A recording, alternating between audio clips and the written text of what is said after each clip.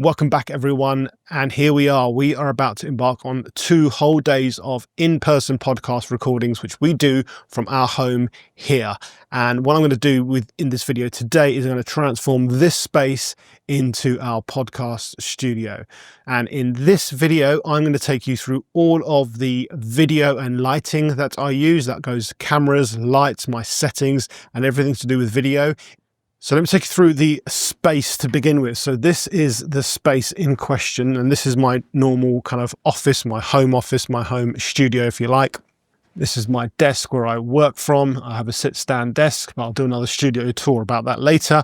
And this space here you've probably seen before is what we use to set up our studio. Now, I've kind of already started a little bit by emptying the sofa from there. The microphone of choice is the Rodecaster, as it's called, and this microphone I've been using for several years now. I now have 2 of them, and I really like the sound that comes out of these microphones. I really like the build quality. They're nice and solid. They will last you a lifetime, and I just like the general aesthetic of them as well, which for me is quite important when it comes to video work especially. So these are paired with these low profile or kind of minimal pop filters. I used to have these big foam things sticking on top of them, but I just think it took away from the aesthetics of these microphones. So now I've got these 2 pop shields or pop filters that I found on eBay that are custom made, and these are sitting on these Elgato low profile microphone arms. And I chose the low profile ones because I'm just not a big fan of these boom arms, especially in video podcasts where you see these giant boom arms and they're kind of in people's faces. And most people use the Rode ones, and I actually have a Rode one somewhere, but the problem with the Rode ones as well is they have massive branding on the side, so I want to try and eliminate that as well, and these low profile ones work really well for me.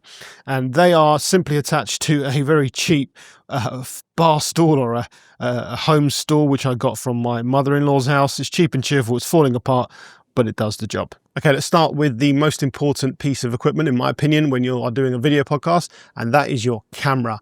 And my camera of choice is the Panasonic Lumix S52X.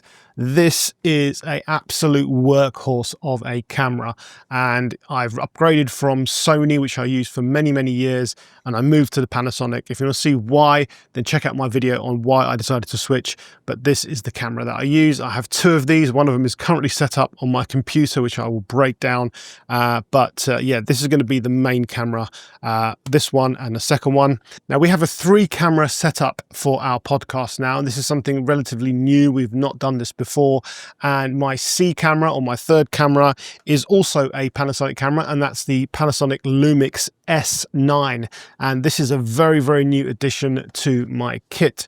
I recently sold my DJI Osmo Pocket 3 and my beautiful Ricoh GR3, which unfortunately just weren't getting enough use for me, and I just felt it would be better for me to have a camera that I can use, not only just to take out because it's small and it's compact and it's light, and take this traveling and take photos and videos when I'm out of the house, but also I can use it in my professional workflow as well. This has got pretty much very much almost the same type of features as the S52X. That's got a few more bells and whistles, but in terms of the image quality that comes out of this, I feel like it's matching what I can get out of my Lumixes or the S52Xs.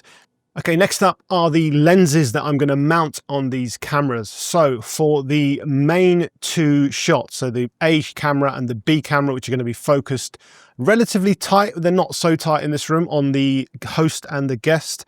So for one of those, I have the Lumix 24-105 f4 lens. Again, just an absolute workhorse of a lens. I just love the range of this lens. I love the image. I love that it's got a constant f4 aperture. Now, a lot of people out there are saying, oh, it's only f4. Well, for me and the way I use my camera gear in a very controlled situation where I have lighting, I don't need to go down to to 1.4 or 1.8 or 2.8. Now I have some prime lenses. If I need to get that extra background blur or that separation, I can use those, but usually I'm in a very controlled environment, and I just find that this is very versatile, especially when I'm going to different situations, because we don't always record here. I travel with work as well, and we could be in a different studio. It could have a different type of setup, a different room footprint. So I want to have the versatility to kind of zoom in and out and find the right framing for me. And then the B camera will have one of my prime lenses, and that's the Lumix 50mm 1.8. Again, I just love the image. It almost, I feel like it matches what comes out of this lens. It's a prime lens, so it is a lot sharper, and it goes down to a 1.8 aperture, which again gives me that nice background blur if I need it. But again, in this environment, I usually match this to have the same f-stop. So I'll put this at f4, and I'll have this on set at f4, and I control the light around that so I get that nice consistency. And then for the wide shot or the C camera, I use another prime lens, and that's the Lumix 24mm 1.8.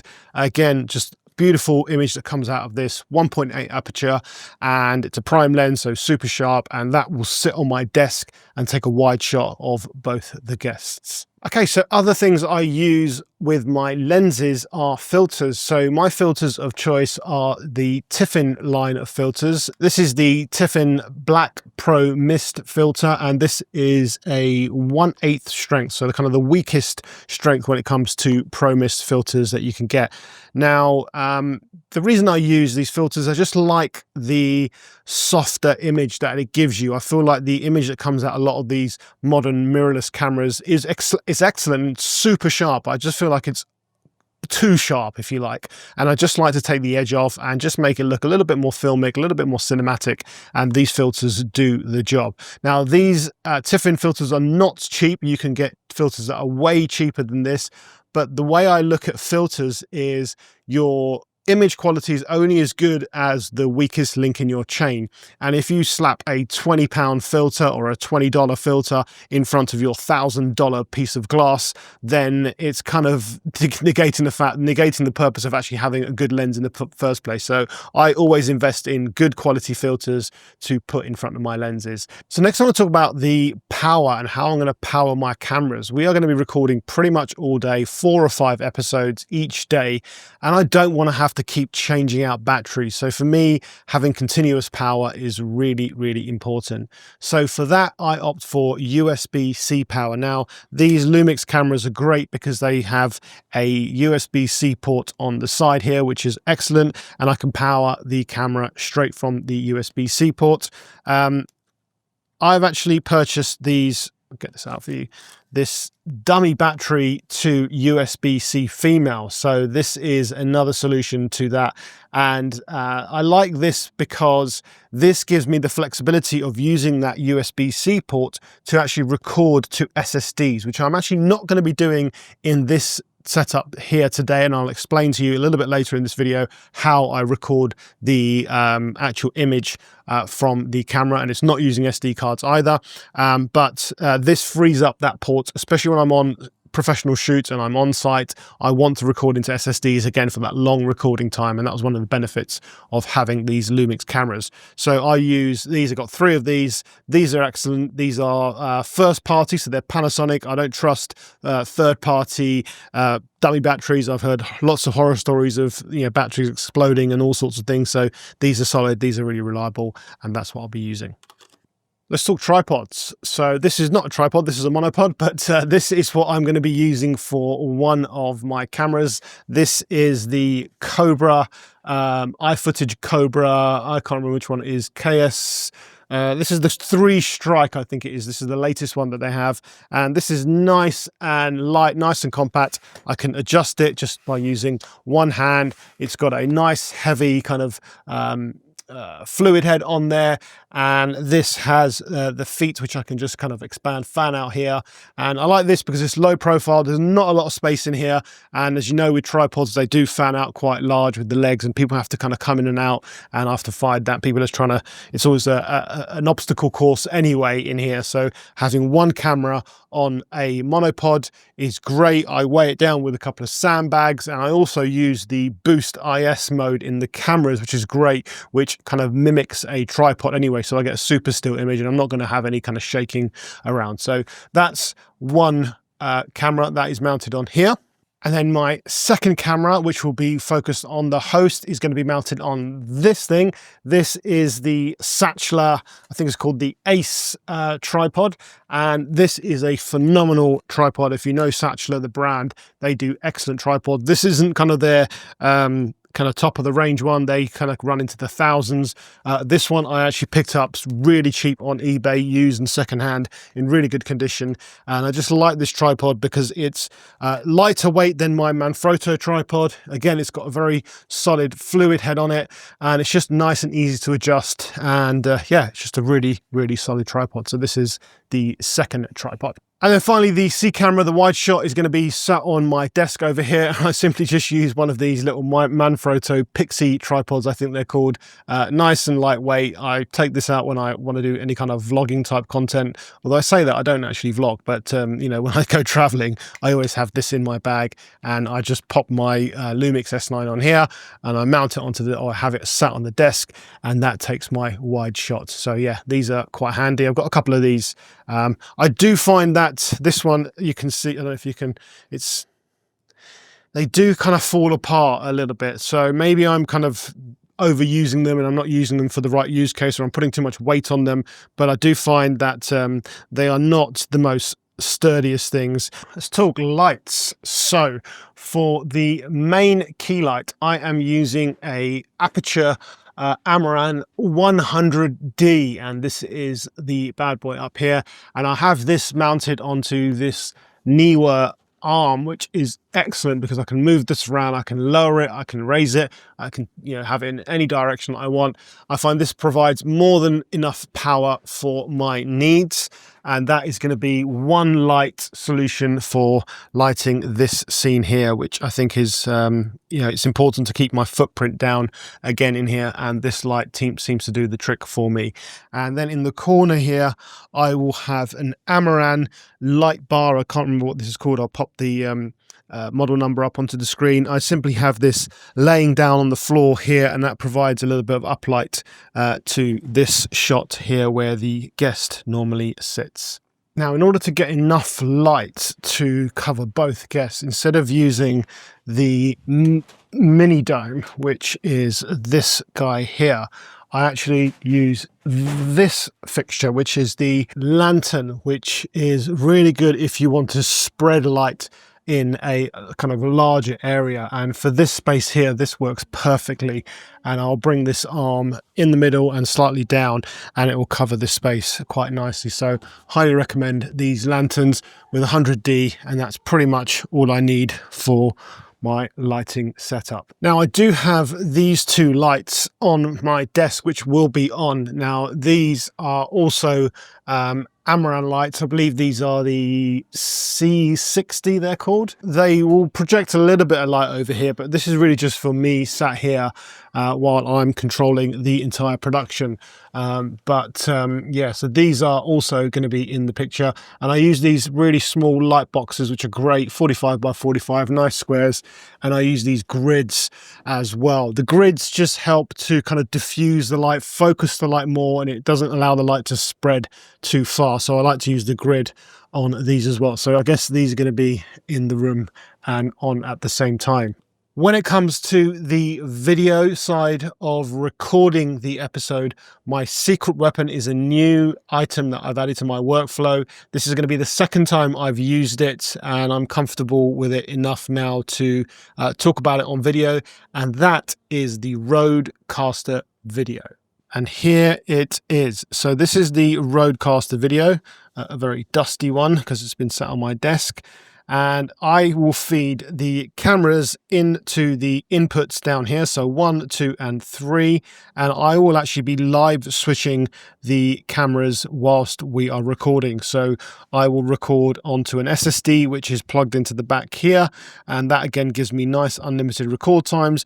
I will get isolated videos for the individual cameras. I will also have a program file which will give me all of the switches and the cuts that I do. And I guess the biggest benefit for me is this scene builder, where I can effectively have all of my overlays and graphics and names and adverts, all of this popping up onto the program file as the recording is happening. And this is going to save me doing all of this in post-production, which is going to be absolutely perfect, because one of the things that takes a lot of time when it comes to video podcasts is the post-production, and that's one of the things that really I don't have much time for. Anisha has also got a full-time job, I've got a full-time job, and I want to get the edit done as fast as possible. So having the Rodecaster video has literally been a lifesaver. Now, the only downside for me in using the Rodecaster video is that it's only 1080p. Now, I say only, however, the quality of the 1080p footage that comes into the camera is what counts. And I actually set my Lumix cameras onto a 4K output, and then in the Rodecaster video, that converts that 4K into a 1080p signal, and it's a relatively high bit rate. So I'll put some footage of what that looks like here. And actually the last bunch of episodes we recorded in this room here were actually recorded on the Rodecaster video in 1080p. So as you can see from this footage, I personally think it looks really, really good. And remember, the most important thing when it comes to the image quality is your lighting, right? You give a rubbish camera good light, you can get a really good image. But you have a really, really good camera and you have poor lighting, well, that's going to impact your image quality more. So as long as you've got good lighting, and I think 1080p is more than good enough for this use case. I would prefer to have it in 4K because, of course, YouTube has 4K across the platform. More and more people are watching their video podcasts on televisions nowadays, and more often than not, people have got 4K TV and they're probably going to be watching in 4K as well. So hopefully in the future, they'll release another version which will allow 4K. But for now, 1080p is more than adequate for my needs. Now, the Rodecaster video is also where I record the audio. That's one of the beauties of having a console like that. So my two microphones, the Rode Procasters, the XLR's cables will fit into the back of that. That's got two female XLR ports on the back. That will sync in with the isolated video tracks as well as the program recording. And the great thing about having Rode microphones and a Rode production console is that they have a preset on there which I can just set to the Procaster, and it will magically kind of just make those microphones sound really nice and really good with adding kind of depth to the voice and various other effects. I don't tend to play around with the effects too much. In fact, I think I've got them set to record a clean audio signal. Actually, I'll bypass the effects. But if I wanted to, I could have that burnt into the audio tracks. But I like to have a clean audio track. And I actually do the audio production myself using Auphonic, which is my kind of AI engineer, if you like. And I've been using Auphonic before. They used to call it an AI engineer. But it's just a nice way to get your audio sounding really kind of that radio-like, if you want to call it that way. So, but having the audio and video going into one interface, I used to record everything separately on my Zoom F6 recorder, which again is great. And I still take that out with me into the field when I don't take the Rodecaster video.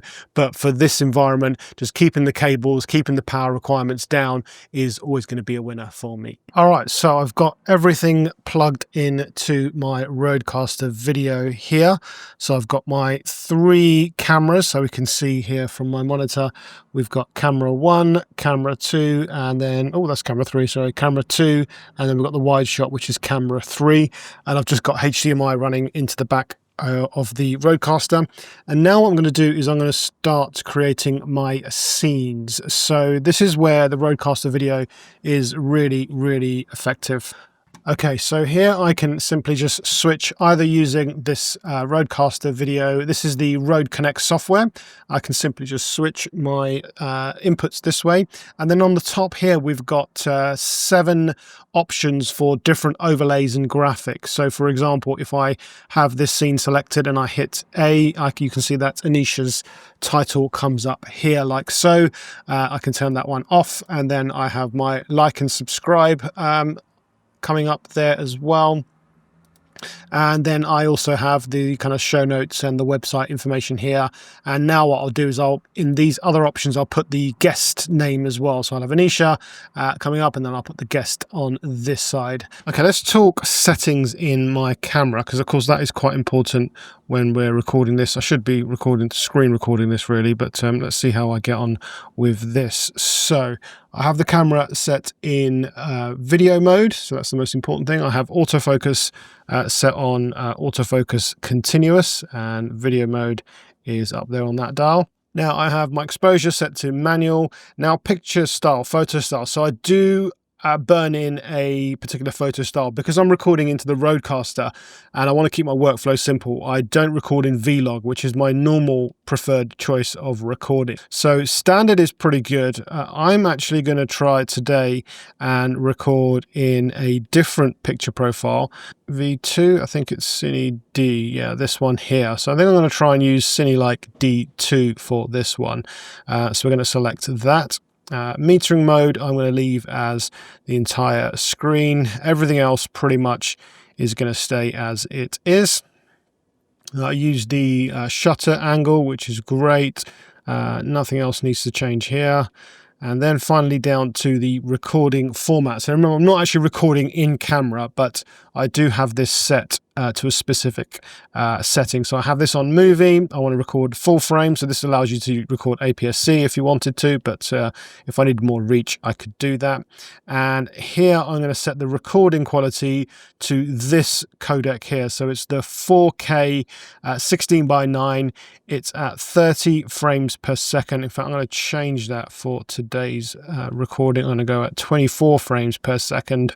And that's 422 10-bit, and that's the all-I codec, and you can see that's a 400 megabits per second codec, which is a super high quality 4K codec, and it gives you kind of options of where you can record and what you can record. But as I said, I'm not recording, this is just outputting from the camera. So I'm going to set that to that 24 frames per second.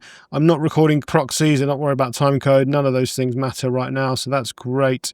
I'm not recording RAW. My autofocus settings, this is important. So I have it set to detect the human, and I have it set on face, body, and eye. You can just set it on eye and face. Now for a podcast, that's normally okay. However, sometimes when someone wears glasses, it tends to throw off the eye autofocus. So I just keep it on eye, face, and body. And normally on a podcast, it's locked into the face anyway. So that's perfect for my use case. So that's it. That's how I set up my home office and convert it into a in-person podcast recordings with 3 camera angles, lighting, live production, and the works. Hope you enjoy this video. If you have any questions, drop them down in the comments and I'll catch you on the next one.